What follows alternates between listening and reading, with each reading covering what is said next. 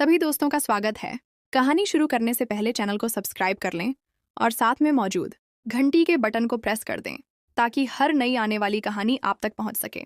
मेरा नाम पूजा है और ये कहानी जो मैं आपको सुनाने जा रही हूँ यह उस समय की है जब मेरी उम्र 18 साल थी। जैसे जैसे मेरी उम्र बढ़ती जा रही थी वैसे ही दिन ब दिन मेरी इच्छाएं भी बढ़ती जा रही थीं। मुझे समझ नहीं आ रहा था कि यह मेरे साथ क्या हो रहा है। शायद मैं जवानी में पहुंच चुकी थी। मेरे माता पिता ने मेरी जल्दी शादी कर दी थी। हमारा परिवार बहुत ज्यादा अमीर था, इसलिए किसी भी चीज की कमी महसूस नहीं हुई थी। मेरी जिंदगी बहुत अच्छी गुजर रही थी। फिर अचानक मेरे पति दुबई चले गए अपनी नौकरी के सिलसिले में।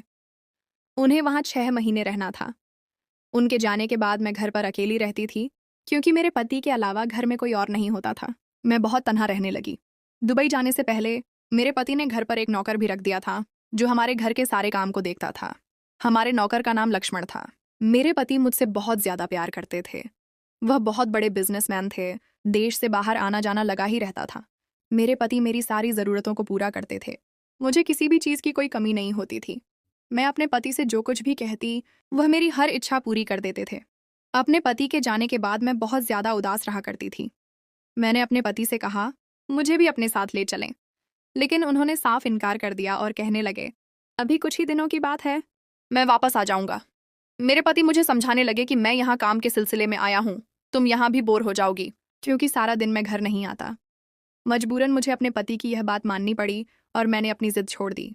फिर मेरे पति मुझसे कहने लगे तुम्हें परेशान होने की कोई ज़रूरत नहीं है। हमारा नौकर लक्ष्मण घर पर मौजूद है, वह तुम्हारा हर काम खुद करेगा। न जाने क्यों यह सुनकर भी मुझे सुकून नहीं आ रहा था। इस घर में मेरा बिल्कुल भी दिल नहीं लग रहा था। वैसे तो मुझे किसी चीज़ का डर नहीं था। हमारा नौकर बहुत अच्छा इंसान था। वह मेरी बहुत ज़्यादा इज्जत किया करता था। लेकिन पति के बिना रहना मेरे लिए बहुत ज़्यादा मुश्किल हो रहा था। मुझे अकेले रहने की आदत भी नहीं थी। अब तो मुझे रातों को नींद भी नहीं आती थी। सारी सारी रात मैं जाग कर गुजारती। मेरी ऐसी हालत देखकर मेरा नौकर लक्ष्मण मेरी बहुत देखभाल कर रहा था। वह हर वक्त मेरे आगे पीछे फिरता रहता था। घर के सारे काम वह बहुत अच्छे से कर रहा था। मुझे किसी भी चीज़ की ज़रूरत होती तो लक्ष्मण मुझे टाइम पर ला देता था। ऐसे ही दिन गुजरते जा रहे थे और मैं तन्हा रहने लगी थी। मैं यहाँ अकेली रहती थी। सिवाय मुलाजिम के मेरे साथ कोई बात करने वाला भी नहीं होता था। मैं इस जिंदगी से बहुत ज्यादा तंग आ चुकी थी। मैं दिन ब दिन बोरियत का शिकार होती जा रही थी। मेरी बेचैनी दिन ब दिन बढ़ती जा रही थी, क्योंकि एक विवाहित पत्नी को अपने पति की बहुत जरूरत होती है। औरत को हर वक्त पैसों की नहीं बल्कि अपनेपन की भी जरूरत होती है। मेरा एक दिन भी ठीक से नहीं गुजर रहा था। दिल चाह रहा था अभी मेरा पति आ जाए और मैं उसके कदमों से लिपट जाऊं और उसे कहीं न जाने दूं, लेकिन वह नहीं आ रहा था और लगातार मैं अपने पति का इंतजार कर रही थी। अब मेरे दिल में अपने नौकर का ख्याल आया कि क्यों ना उसके साथ ही काम चला लिया जाए। मैं अपने नौकर लक्ष्मण के बारे में तरह तरह की बातें करने लगी थी। मुझसे अब और ज्यादा बर्दाश्त नहीं हो रहा था। मैंने यह फैसला कर लिया था कि मैं अपने नौकर लक्ष्मण से ही दोस्ती कर लेती हूँ और इस बात के बारे में कभी किसी को पता भी नहीं चलेगा। मेरे नौकर लक्ष्मण के अलावा हमारे घर में कोई और नहीं होता था। मैं बहुत ज्यादा खुश हो चुकी थी।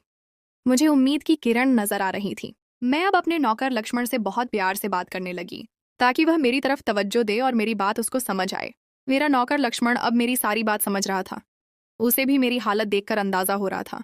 शायद मेरा लक्ष्मण भी इसी इंतजार में था कि कब उसे मौका मिले और कब वह यह सारा काम करे। अब मैं लक्ष्मण के कमरे में आने का इंतजार कर रही थी। रात के वक्त वह मेरे लिए चाय लेकर आता था। कुछ देर के बाद लक्ष्मण चाय लेकर मेरे कमरे में दाखिल हुआ। उसे देखकर मेरा दिल जोर जोर से धड़क रहा था।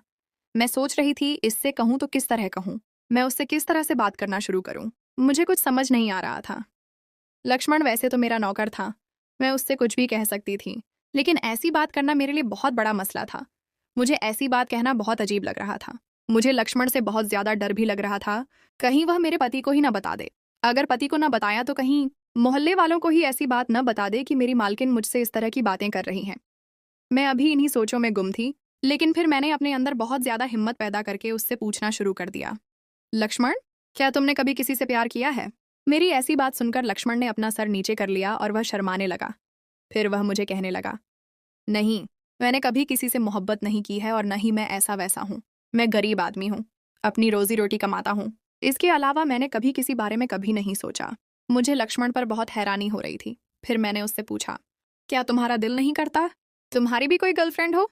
क्या तुम्हारी ख्वाहिशें नहीं हैं? लक्ष्मण बहुत प्यार भरे अंदाज में मेरी तरफ देखने लगा और कहने लगा, मैडम, इन सारी बातों को मेरा भी दिल करता है, लेकिन मैं एक गरीब आदमी हूँ और मैं अपनी सिर्फ रोजी रोटी कमाता हूँ। इस वजह से मैं इन सब बातों से दूर ही रहता हूँ ताकि मेरी रोजी रोटी में कोई मसला न बन जाए। अपने नौकर लक्ष्मण की ऐसी बात सुनकर मैं अपनी इस बात के बारे में उसे कुछ न कह पाई और उसे कहने लगी कि ठीक है, तुम चले जाओ और जाकर आराम कर लो।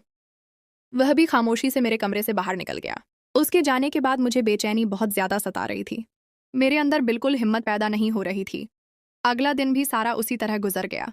जैसे ही रात हुई, मेरे अंदर कुछ हिम्मत पैदा हुई और मैंने सोचा कि मैं आज खुद लक्ष्मण के पास में चली जाती हूँ। मैं अपने दिल में से हर डर निकाल कर जा रही थी कि जो होगा देखा जाएगा। मैं अपने कमरे से बाहर निकली और लक्ष्मण के कमरे की तरफ चल दी।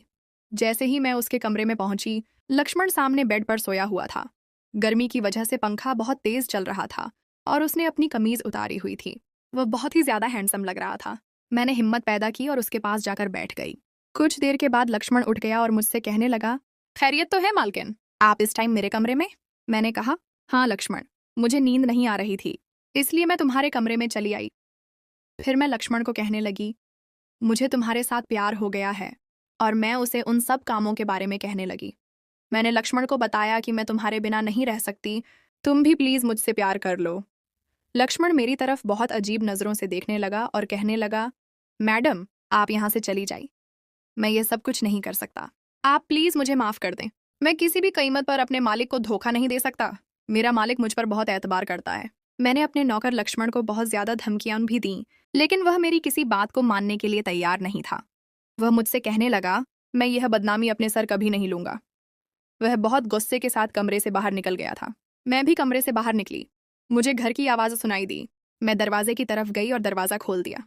जैसे ही दरवाज़ा खोला, मेरे होश उड़ गए क्योंकि सामने मेरा पति खड़ा था।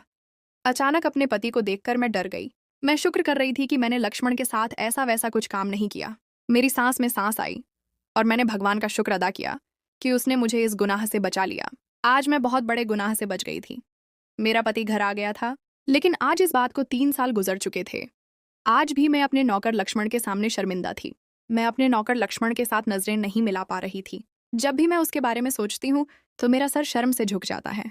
मैं बहुत ज्यादा बड़ी गलती करने जा रही थी, लेकिन लक्ष्मण ने मुझे इस गुनाह से बचा लिया क्योंकि वह मेरे साथ ऐसा कुछ नहीं करना चाहता था। हमारी आज की कहानी अगर अच्छी लगी हो तो चैनल को सब्सक्राइब कर लें और साथ में मौजूद बेल नोटिफिकेशन को ऑन कर लें। मिलते हैं एक और वीडियो के साथ। तब तक अपना ख्याल रखिएगा। जय हिंद।